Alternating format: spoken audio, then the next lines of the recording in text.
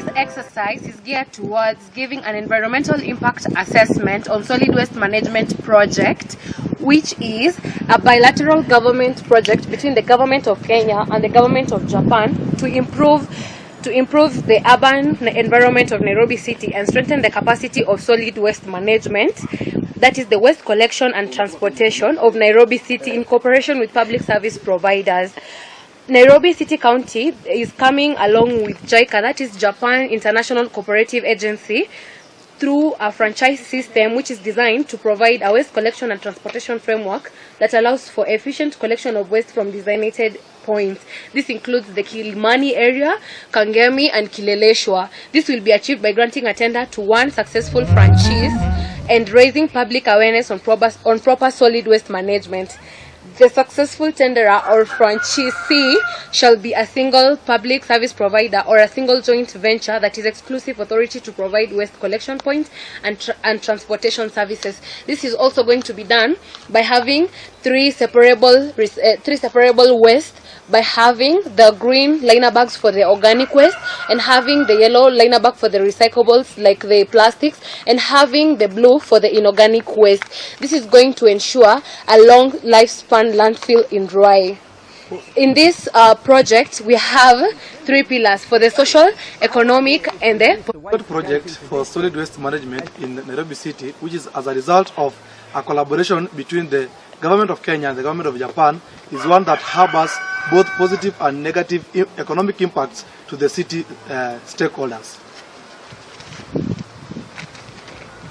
On economic negative aspects from the agreement, the Nairobi City County will contract one waste collection company or a joint venture to singularly collect the waste. This in turn is a monopolization of the service which was initially conducted by various private companies for collection. This will eventually lead to loss of jobs and revenue to the private companies, which will concomitantly result to loss of employment and livelihoods.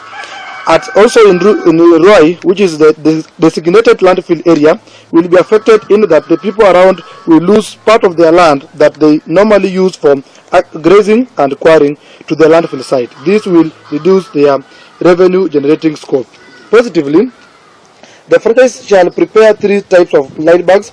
This is with the intention of segregating waste, whereby organic waste will have green bags, recyclable waste will have blue bags, and yellow bags will be segregated for other waste. The organic waste can be further processed through vermicomposting and used as fertilizer in farming. This will improve agricultural productivity, making food production positive within and outside the city.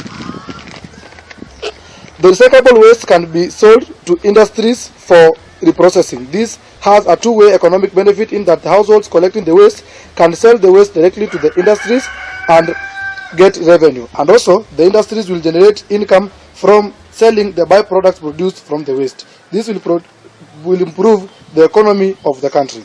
The pilot project will also offer employment opportunities to direct professionals for the operations of the project. Collection by one designated collector will improve the efficiency in collection and save time and money. The pilot project will offer as offered to subsidize waste collection fee in Kangemi, which is very economical to the city resident. The social pillar aims at realizing a just and cohesive society enjoying equitable social development in a clean and secure environment, and it envisions Kenya becoming a nation that has a clean, secure and sustainable environment by 2030. The positive impact of the solid waste management will be clearing current dump sites, which will open up land for more infrastructure such as parks, which will be rehabilitated from the landfills, and also playgrounds, where people will have time to go and have picnics and play with their families. Also, there will be environmental competition among schools, whereby the schools will want to have a clean environment, so schools will be competing which school is cleaner than the other, and also they'll be holding debates on environmental issues concerning solid waste management and how they can handle solid waste management in their homes and also in schools. As for the negative, it will affect the community's livelihood in that employment is a major source of income and an important determinant of social and economic outcomes. The unemployed will have no opportunity to earn income and are almost certainly poor, hence elevating poverty levels.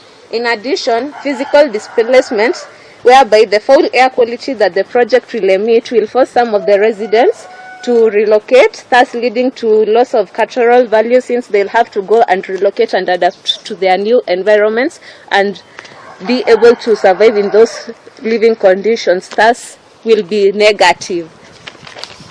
Ecological system is affected by most human activities, and this includes attempts in waste disposal management. These activities impact the ecology both negatively and positively. Starting with the positive impacts, there will be a notable reduction in waste material within the city, consequently providing a cleaner environment and consistent improvement of health of the city residents.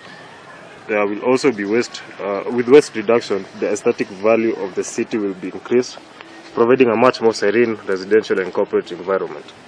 Finally, for the positive impacts, a very important positive ecological impact is the improvement of eco-tourist activities by both local or native and foreign tourists. Alteration of the ecological cycles affected by the microbial activities, trees, plants, and other fauna located in the Ruai area. The quality of air in the designated landfill site in Ruai will also be immensely reduced through contamination. This project is going to ensure a properly mechanized solid waste management across the city by collection of waste designated points in the slum, transportation of the waste and management of the final disposal, and also expansion of the practice of the solid waste management from this pilot project area to the other areas across the city. Thank you.